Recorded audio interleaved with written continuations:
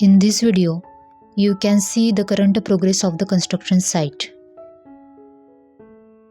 At this stage, the foundation work has been completed and the plinth level is already constructed.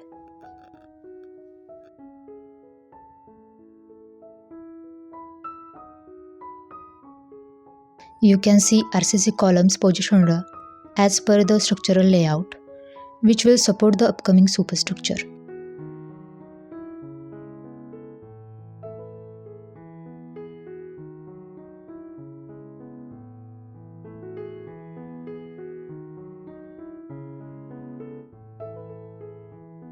The site is now prepared for the next steps, such as backfilling and further structural work.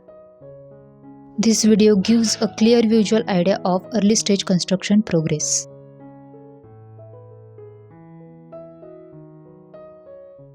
That's all for this site update. If you found this video useful, please like, share and subscribe to the channel. Thank you.